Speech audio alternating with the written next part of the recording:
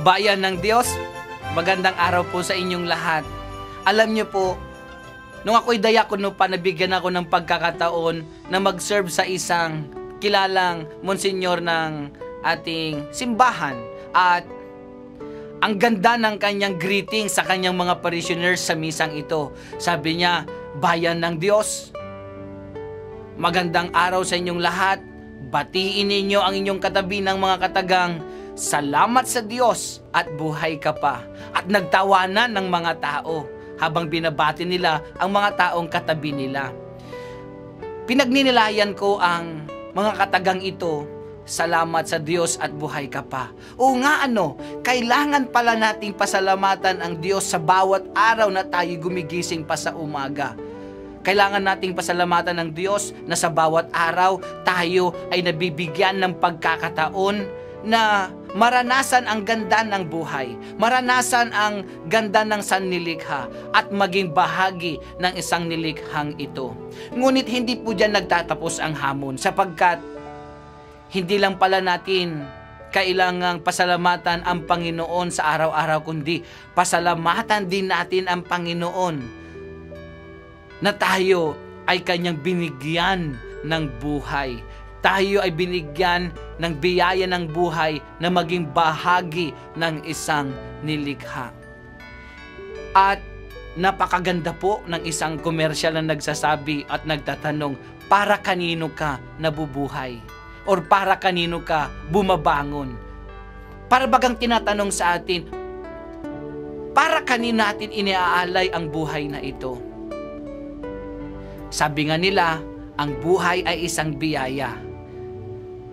At bilang pasasalamat sa biyayang ito, napakagandang ialay din natin ang buhay nating ito para sa Panginoon sa pamamagitan ng pag-aalay ng buhay na ito sa ating kapwa, sa ikabubuti ng lahat, sa ikabubuti ng sangnilikha.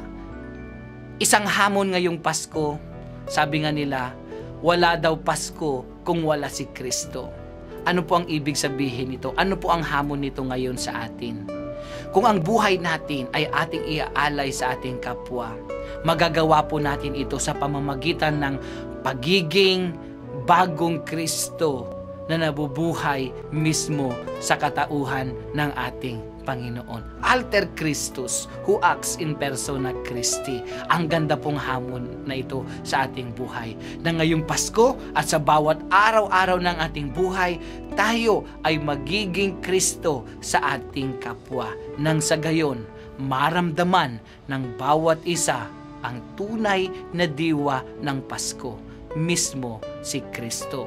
At hindi lamang po iyon, sa pamamagitan ng panibagong Kristo, sa pamamagitan ng pagiging makabagong Kristo, sa makabagong panahon, mulit-muli ating isinasabuhay ang kagandahang loob ng Diyos sa sangnilikha, sa pagbibigay niya ng kanyang anak na ating Panginoon.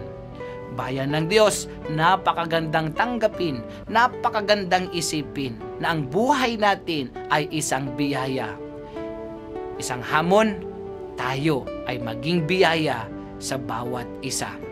Sa pagiging biyaya ng buhay natin, dito natin makikita that God is truly gracious, that we have a big God. Sa Paskong ito, let us be gracious because God is gracious. Let us be generous because God is generous.